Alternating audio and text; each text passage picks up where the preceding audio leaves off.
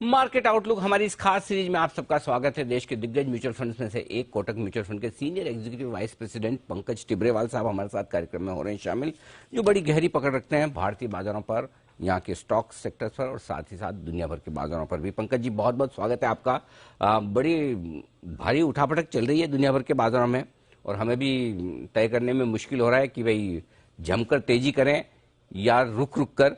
तो बताएं सर, क्या व्यू बन रहा है इस वक्त मार्केट पर? नमस्कार अनिल जी एंड आपके दर्शकों को वेरी गुड मॉर्निंग।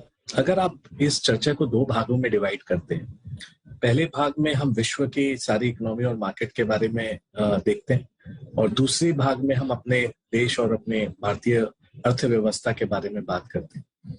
अगर हम विश्व में देखें तो आज एक तूफान सा आया हुआ है। महंगाई दर बहुत स्टिकी है और इसके कारण जितने सेंट्रल बैंकर्स हैं वो ब्याज दर बहुत तेजी से बढ़ा रहे हैं और इसका परिणाम हो रहा है कि हर विश्व के बड़े देश में एक डिमांड स्लोडाउन ऑलरेडी महसूस होना चालू हो गया है। अगर हम यूएस की बात करें तो ऑलरेडी वहां कंज्यूमर सेंटिमेंट थोड़ा नीचे आ रहा है। प्लस अगर रियल एस्टेट में देखें तो जो 30 साल के मॉर्गेज रेट्स हैं वो करीबन जो 3% के नीचे होते थे आज 7% के आसपास हैं और आपका ईएमआई ऑलमोस्ट डबल हो गया है। तो आने वाले समय में कहीं ना कहीं हमें जो डिमांड डिस्ट्रक्शन है वो दिख रहा है यूएस में। अगर हम यूरोप की तरफ आते हैं तो वहां स्टैगफ्लेशन की सिचुएशन है, मतलब लोअर ग्रोथ और हाई महंगाई दर। अगर आप सबके दर्शकों को बताऊं तो ये जो गैस के दाम है 2 साल पहले इसी समय $3 पर MMBTU होते थे, आज $50 पर MMBTU है। इस टाइप की गैस प्राइसिंग के कारण वहां के हाउस होल्ड, वहां की कंपनियां सब प्रभावित हैं और आने वाले समय में वहां पर एक बड़ा स्लोडाउन आप देख सकते हैं। तीसरे, अगर हम अपने चीन भाई के पास आए तो वहां पर एक ब्लैक बॉक्स है, लेकिन जो डेटा हमें इंक्रीमेंटल मिल रहा है वो बहुत डराने वाला है। वहां रियल एस्टेट के सेल्स ऑलरेडी गिर रहे हैं और इकोनॉमिक ग्रोथ कहीं ना कहीं सफर कर रही है। तो ये एक परफेक्ट स्टॉर्म की तरह है, लेकिन इस पूरे परफेक्ट स्टॉर्म में हम देश को देखें, अपने भारतीय देश को देखें, इकोनॉमी को देखें तो कहीं ना कहीं ये ओएसिस इन द डेजर्ट है। और अगर भारतीय बाजारों में हम देखें तो एक बहुत बड़ा आउट परफॉर्मेंस हम देख पा रहे हैं।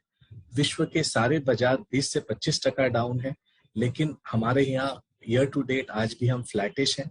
और इसका सबसे बड़ा रीजन है कि इस पूरे लास्ट 2-3 साल में हमने अपनी इकोनॉमी को जिस तरह नेविगेट किया है और वेस्ट को देख के रेप्लिकेट नहीं किया, ये हमारे लिए एक बहुत इंपॉर्टेंट और फायदेमंद एक चीज के रूप में उभर के आ रही है। पहली बार अनिल जी जब मैं देश में ट्रैवल कर रहा हूँ, सारे इंजीनियरिंग बेल्ट में ट्रैवल कर रहा हूँ, इस बार जो उत्साह मैं इंडियन एंटरप्रेन्योर्स के कमेंट्री में देख रहा हूँ, मैंने लास्ट 10-12 साल में नहीं देखा। पूरे इंजीनियरिंग बेल्ट, पूरे कैपिटल गुड्स बेल्ट, पूरे मैन्युफैक्चरिंग में एक अजीब सा उत्साह है, एक पॉजिटिविटी है, एक ऑप्टिमिज्म है। और ये 2-3 कारणों के कारण है। पहली कि लास्ट 2-3 साल में कॉर्पोरेट इंडिया ने अपने पूरे बैलेंस शीट को बहुत हल्का किया और आज विश्व के सबसे बड़े अंडर लेवर्ड कॉर्पोरेट अगर कोई है तो वो अपने देश का कॉर्पोरेट सेक्टर है। तो ये एक बहुत इंपॉर्टेंट चीज है। अब वो अपने कैश फ्लोज को अपने बिजनेस में डिप्लॉय करने की कोशिश कर रहे हैं क्योंकि कैपेसिटी यूटिलाइजेशन 75-80% टच कर रहा है। दूसरा, अगर देखें तो यूरोप में जितनी भी कंपनियां हैं वो इंडियन कंपनियों से बात कर रही हैं, एमएनसी पेरेंट इंडियन सब्सिडरीज से बात कर रही हैं कि जो लो वैल्यू एडिशन प्रोडक्ट्स हैं आप अपने देश में बनाएं, यहाँ बनाएं, क्योंकि वहां गैस कॉस्ट बढ़ने के कारण वो बहुत अनप्रोडक्टिव हो रहा है। तो यूरोप प्लस वन एक बहुत बड़ा मेरे हिसाब से एक थीम के उभर के आ रहा है मैन्युफैक्चरिंग साइड में। और थर्ड, अगर हम देखें तो गवर्नमेंट का जो पुश है पीएलआई में, अब वो स्पेशली इलेक्ट्रॉनिक सेक्टर में उभर के आ रहा है। पहली बार आप देख रहे हैं कि आईफोन 14 इंडिया में और चाइना में साथ में प्रोड्यूस हो रहा है और ये बहुत ही गर्व की बात है कि देश एक मैन्युफैक्चरिंग हब बन रहा है इलेक्ट्रॉनिक्स का। और मेरा ये मानना है नेक्स्ट 3-5 साल में देश 75 से 80 करोड़ हैंडसेट इंडिया में प्रोड्यूस और एक्सपोर्ट करेगा। तो ये पूरा मैन्युफैक्चरिंग थीम और यही ऑप्टिमिज्म आज मार्केट हमें प्रेजेंट कर रहा है। बट हम आपके दर्शकों को ये थोड़ा सा कॉशन करना चाहेंगे कि लास्ट 3 साल से कई सारे मैक्रो पैरामीटर्स जो काफी पॉजिटिव थे इंडिया में भी, बट ग्लोबली जो करेंसी में हो रहा है, ब्याज दर में हो रहा है, हम उससे ज्यादा आइसोलेट नहीं रह सकते। तो कहीं ना कहीं वो शॉक ऑब्जर्वर्स जो हैं वो थोड़े वेयर आउट हो रहे हैं इंडिया के लिए भी। फॉरेक्स रिजर्व $100 बिलियन से ज्यादा कम हो गए हैं, उस पर आप ध्यान रखें। थोड़ी लिक्विडिटी टाइट हो रही है बैंकिंग सिस्टम पर, उस पर टाइट रखें। लेकिन ये अवेयर होने का टाइम है, बिवेयर होने का टाइम नहीं है। अभी बिवेयर में थोड़ा वक्त है, लेकिन थोड़ा कॉशन अभी भारतीय बाजारों में भी आप एक्सर्ट करें।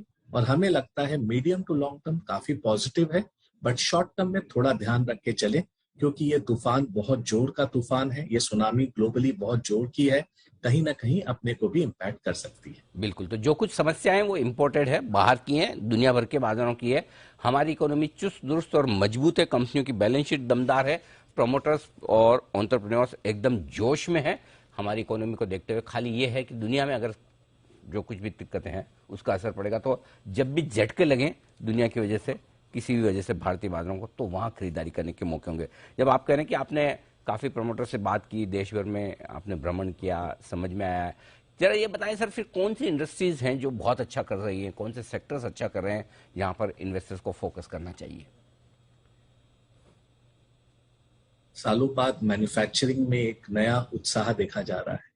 और मैन्युफैक्चरिंग अगर मैं बात करूं तो चाहे वो केमिकल्स हो, चाहे वो डिफेंस हो, चाहे वो कैपिटल गुड्स हो, लाइट इंजीनियरिंग हो, ऑटोमोबाइल हो, ऑटो एंसिलरी हो, ये पूरा sector domestic demand plus export demand से काफी स्ट्रांगली इम्पैक्टेड है और पॉजिटिवली इम्पैक्टेड है।